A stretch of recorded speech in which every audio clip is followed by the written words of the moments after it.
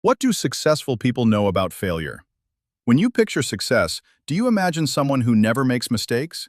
Someone who never fails? The truth is, most successful people are intimately familiar with failure. It's not their weakness, it's their secret weapon. Surprised? Maybe you've been thinking about failure the wrong way. This video is for curious people who want to grow, personally or professionally. Maybe you're navigating challenges, facing setbacks, or feeling frustrated watching others move ahead and wondering what they're doing differently. By the end of this video, you'll see failure differently, not as something to fear, but as something you can use.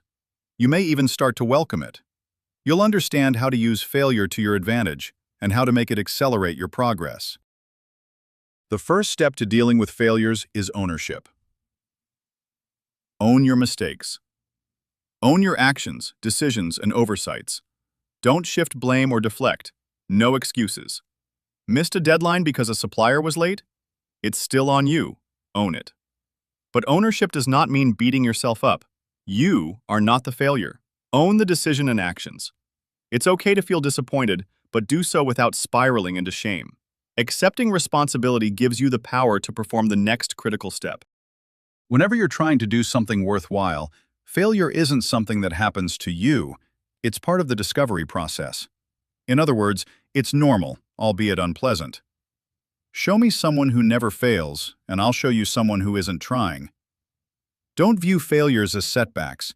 View them as opportunities to learn. Ask yourself, what went wrong? What did I miss? What would I do differently next time? Want to know how successful people handle failure? They treat failure as feedback, opportunities to learn. They seek help when needed. They analyze, they reflect, and that reflection turns into insight.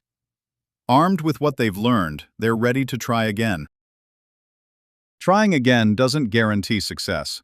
Trying to do something hard means you're on a journey with many twists and turns, hills and valleys, but every step gets you closer to your goal.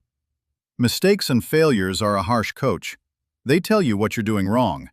Want to learn more? Make more mistakes. You may just start to celebrate failures for the exciting teaching moments they offer. Thomas Edison famously made 1,000 failed attempts to produce a light bulb. He didn't call them failures.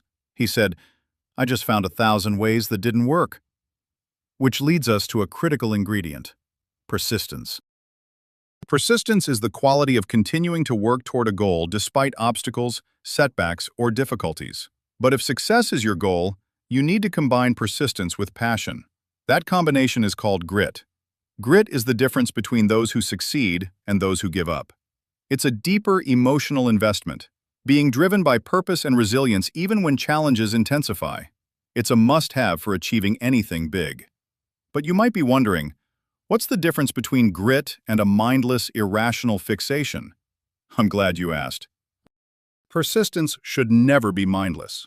Pay attention to what each failure is telling you. A mistake in execution or understanding is one thing, but sometimes the universe is signaling that you're chasing the wrong goal. Winners understand that persistence doesn't mean clinging to a failing plan. Entrepreneurs know this well. When something truly isn't working, they pivot, adapt, and try a new angle. Everybody knows Airbnb, but few know the origin of the name. It began as Airbed and Breakfast, focusing on renting out air mattresses and serving breakfast. The idea struggled to scale, so the founders pivoted. Sometimes the smartest move isn't pushing harder, it's adjusting course. Recognizing the need to pivot requires both wisdom and courage. It can mean the difference between failure and success. Pivoting isn't quitting. It's a strategy that turns a dead end into a detour. This next point has already been inferred, but let's spell it out explicitly. Progress is almost never linear. You don't climb a mountain in a straight line. Climbers often ascend and descend multiple times due to the terrain, route challenges, and strategic needs.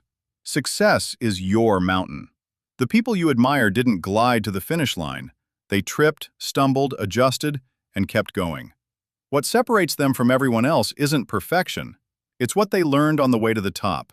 It's their persistence and grit. It was the strategic adjustments to get to their goal. To outsiders, it might look easy or lucky. Now you know better. When your progress feels messy or uncertain, remember, that's exactly what progress looks like. No matter where you are in your success journey, setbacks and challenges are just part of the landscape. How well you respond and handle failure is part of the climb.